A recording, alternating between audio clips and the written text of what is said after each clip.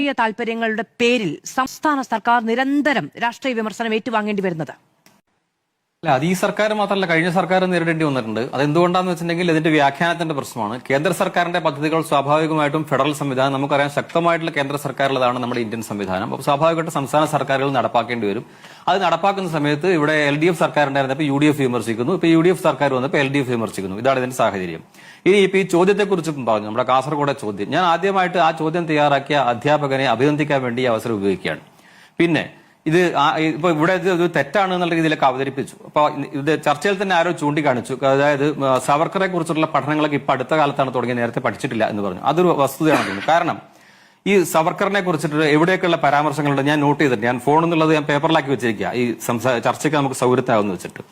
ഇദ്ദേഹത്തെ പറ്റി ഗാന്ധിജി പറഞ്ഞിട്ടുള്ളത് ധീരനും മിടുക്കനും സത്യസന്ധനുമായ ഭാരതപുത്രൻ എന്നാണ്. അതുപോലെ തന്നെ ഗാന്ധിജി യങ് ഇന്ത്യയിൽ മെയ് 26, 1920 എഴുതിയിട്ടുണ്ട്, ഭാരതം ഇന്നൊരു അപകടസന്ധിയിലാണ്. അവൾ യഥാസമയം ഉണർന്നില്ലെങ്കിൽ അവളുടെ ഏറ്റവും വിശ്വസ്തരായ 2 മക്കളെ അവൾക്ക് നഷ്ടമായേക്കും. അതിലൊരു സഹോദരനെ എനിക്കറിയാം, മറ്റേത് വീർ സാവർക്കറിന്റെ സഹോദരനാണ്. ഇവർ ആൻഡമാൻ ജയിലിൽ കഴിയുമ്പോഴാണ് ഈ സംഗതി എഴുതിയിട്ടുള്ളത്. ഇനി EMS എഴുതിയിട്ടുള്ള സ്വാതന്ത്ര്യ സമര ചരിത്രം, അതിന്റെ പേജ് നമ്പർ 213, പ്രസ്ഥാന നായകനായ VD സാവർക്കർ തുടർന്ന് പ്രവർത്തനങ്ങൾ ഇംഗ്ലണ്ടിലേക്ക് മാറ്റി. അവിടെ നിന്ന് ലഭ്യമായ സഹായങ്ങൾ വെച്ച് ഇന്ത്യൻ വിപ്ലവത്തിന് ശ്രമിച്ചു. അദ്ദേഹത്തിന്റെ അഭിനവ് ഭാരത് എന്ന സംഘത്തിന് മഹാരാഷ്ട്രയിലെ വിപുലമായ ശാഖകൾ വഴി അവിടെ മാത്രമല്ല ഇന്ത്യയിലൊട്ടാകെ വിപ്ലവ പ്രസ്ഥാനം കെട്ടിപ്പടുക്കുന്നതിൽ നിർണായക സ്ഥാനമുണ്ടായിരുന്നു. സാവർക്കർ ഇംഗ്ലണ്ടിൽ അറസ്റ്റിലായി. ഇന്ത്യയിലേക്ക് പോലീസ് അകമ്പടിയിൽ കൊണ്ടുവരുമ്പോൾ അദ്ദേഹം രക്ഷപ്പെടാൻ ശ്രമിച്ചു. എന്നാൽ പോലീസ് പിന്നെയും പിടികൂടി.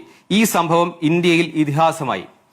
ഇനി നമ്മുടെ ജവഹർലാൽ നെഹ്റുവിന്റെ ഡിസ്കവറി ഓഫ് ഇന്ത്യയിൽ history of the war of Indian independence എന്ന പുസ്തകം സവർക്കർ ഇറങ്ങിയെന്നും അല്ലെ, ഇത് കൂടെ പറഞ്ഞോട്ടെ, സവർക്കർ ഈ പുസ്തകം എഴുതിയെന്നും ആ പുസ്തകത്തെ അത്തരം പുസ്തകങ്ങളായിരുന്നു ഇന്ത്യൻ സ്വാതന്ത്ര്യ സമരത്തെക്കുറിച്ച് അറിയാനുള്ള ഏറ്റവും നല്ല പുസ്തകങ്ങൾ. പക്ഷേ ബ്രിട്ടീഷ് സർക്കാർ അത് പുറത്തിറക്കിയില്ല എന്നുമുള്ള പരാമർശം ഡിസ്കവറി ഓഫ് ഇന്ത്യയിൽ ജവഹർലാൽ നെഹ്റു പറഞ്ഞിട്ടുണ്ട്. ഇത്രയുമാണ് ഇദ്ദേഹത്തെക്കുറിച്ച് നേതാക്കന്മാർ പറഞ്ഞിട്ടുള്ളത്. ഇനിയിപ്പോൾ നമ്മുടെ ഭഗത് സിംഗ് പറഞ്ഞിട്ടുണ്ട്, അതായത് the life of barrister Savarkar എന്ന പുസ്തകം ഭഗത് സിംഗ് പറഞ്ഞത്, എന്ന പുസ്തകം വായിച്ചവർ മാത്രമേ എന്നോടൊപ്പം സംഘടനയിൽ ചേരാവുള്ളൂ എന്ന് അദ്ദേഹം പറഞ്ഞിട്ടുണ്ട്.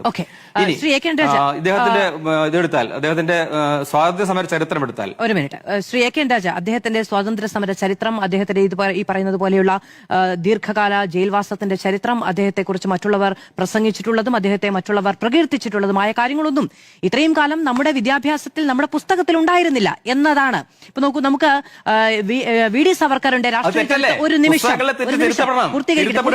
ഞാനൊന്ന് പൂർത്തീകരിക്കട്ടെ. ഇത്രയും കാലം പഠിച്ചില്ല എന്നതാണല്ലോ അങ്ങും ചർച്ചയിൽ പറഞ്ഞത്, ഞാനും ചർച്ചയിൽ പറഞ്ഞത്. ഓക്കെ, അപ്പൊ ഇത്രയും കാലം അത് പഠിച്ചിട്ടില്ല, അല്ലെങ്കിൽ അത് പഠിപ്പിച്ചിട്ടുമില്ല. ഞാൻ ചോദിക്കുന്നത്, ഇനിയപ്പോ ഇതൊക്കെ ഒരു പുസ്തകമായി പ്രതീക്ഷിക്കാം എന്നാണോ? തീർച്ചയായിട്ടും പുസ്തകമായിട്ട് പറഞ്ഞല്ലോ. യഥാർത്ഥ ചരിത്രം വരികയല്ലേ വേണ്ട. മറച്ചു വെച്ച ചരിത്രത്തെ മാറ്റി നിർത്തി, യഥാർത്ഥ ചരിത്രത്തെ മാറ്റി നിർത്തി കപട ചരിത്രമാണ് നമ്മൾ ഇത്രയും കാലം പഠിച്ചുകൊണ്ടിരുന്നത്. അപ്പൊ യഥാർത്ഥ ചരിത്രം കടന്നു വരികയാണ്. അതിനകത്തുള്ള ഒരു എന്താ പറയുക, ഒരു ചെറിയ സംഭവമാണ്, പക്ഷെ അതൊരു പ്രധാന സംഭവമായിട്ട് നമ്മളെ മാധ്യമങ്ങൾ അതിനെ മാറ്റിയെടുക്കാൻ ശ്രമിക്കുകയാണ്. എന്തായാലും അത്തരത്തിലൊരു ചോദ്യം വന്നു എന്നുള്ളതിനെ വസ്തുതാപരമായിട്ട് എങ്ങനെ അതിനെ നിഷേധിക്കും? ഞാൻ ഇതുകൂടെ പറയാം. അതായത് ഇദ്ദേഹം 14 വർഷം ജയിലിൽ, അതായത് ആൻഡമാനിൽ അതിൽ 13 വർഷവും 3 വർഷം പിന്നീട് നമ്മുടെ ഇന്ത്യൻ ജയിലുകളിലും കഴിഞ്ഞു. അത് കഴിഞ്ഞ് 13 വർഷം വീട്ടുതടങ്കൽ കഴിഞ്ഞു. അങ്ങനെ നോക്കുമ്പോൾ 27 വർഷം ജയിലിൽ കഴിഞ്ഞിട്ടുണ്ട്. എന്ന് മാത്രമല്ല, നമ്മുടെ ഇത് കഴിഞ്ഞിട്ടും, അതായത്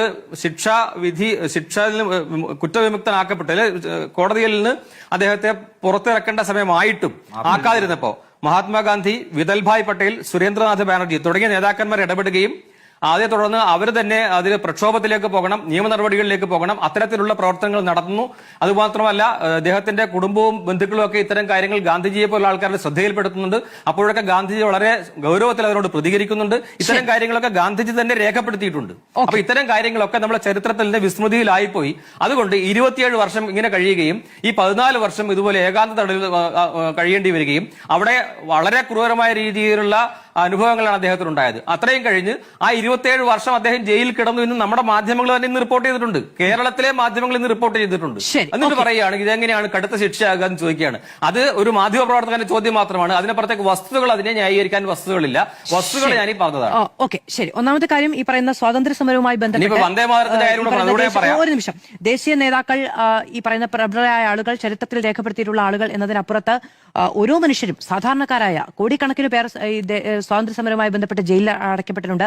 ജീവിതകാലം മുഴുവനും കിടന്ന ആളുകളുണ്ട്. ഇവിടെയൊന്നും ഔദ്യോഗികമായ രേഖകൾ പോലും പുറത്തില്ല. അപ്പോൾ ഈ പറയുന്നത് പോലെ ഇത്രയേറെ കാലം, ഏറ്റവും കൂടുതൽ കാലം കഴിഞ്ഞത് ആര് എന്നതിന് ആധികാരികമായ കണക്കുകളോ മറ്റോ ഉണ്ടോ എന്നുള്ളത് സംശയാസ്പദമാണ്. ശരി, എന്തായാലും ഇപ്പോ അങ്ങ് നിരന്തരമായി പറഞ്ഞിരിക്കുന്ന ഈ വി ഡി സവർക്കർ ചരിതം, വി ഡി സവർക്കർ വീർ സവർക്കർ ആണ് അതിന് കാരണം ഈ ചരിത്രമാണ് എന്ന് പറയുന്ന ഈ അവസരമടക്കം, പുസ്തകങ്ങൾ ഈ പറയുന്ന ക്വസ്റ്റ്യൻ വരികയും അത് സമൂഹം ചർച്ച ചെയ്തും അടക്കമുള്ള ഈ അവസരമാണ് യഥാർത്ഥത്തിലുള്ള RSSന്റെ ലക്ഷ്യം. അത് നടപ്പിലാക്കാൻ കഴിഞ്ഞു എന്നതാണ് ആ ചോദ്യത്തിന്റെ പ്രസക്തി. ആ ചോദ്യം അങ്ങനെ വിദ്യാർത്ഥികൾക്ക് മുന്നിൽ വെച്ച രാഷ്ട്രീയ അനുകൂലമായ സാഹചര്യത്തെയാണ് ഇവിടെ മറ്റു രാഷ്ട്രീയ പാർട്ടികൾ ചോദ്യം ചെയ്തതും.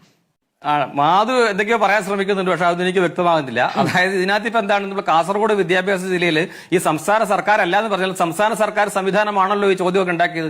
എന്ന് മാത്രമല്ല AEO ഒക്കെ പറയുന്നത്. അപ്പൊ ഇപ്പൊ എന്താ സംഭവിക്കുന്നത്, സർക്കാർ ഇതിന്റെ ഉത്തരവാദിത്വം അങ്ങ് ഒഴിഞ്ഞു മാറുകയാണ്. അല്ല, ഞാൻ പറയട്ടെ, സർക്കാർ ഇതിന്റെ ഉത്തരവാദിത്വം ഒഴിഞ്ഞു മാറുകയല്ലേ ചെയ്യുന്നത്, ഉദ്യോഗസ്ഥരെ ബലി കൊടുത്തിട്ട്. തിരുവനന്തപുരത്ത് എന്താ ചെയ്തത്, അവിടെ എന്താ പറയുന്നത്, അവിടുത്തെ ഒരു ഉദ്യോഗസ്ഥരെ ബലി കൊടുക്കുകയാണ്. ഇത് ഒരു കാര്യവും ഞങ്ങൾക്കറിയില്ല, ഇതെല്ലാം ചെയ്തു കഴിയുമ്പോൾ ഉദ്യോഗസ്ഥരെ ബലി കൊടുക്കുക.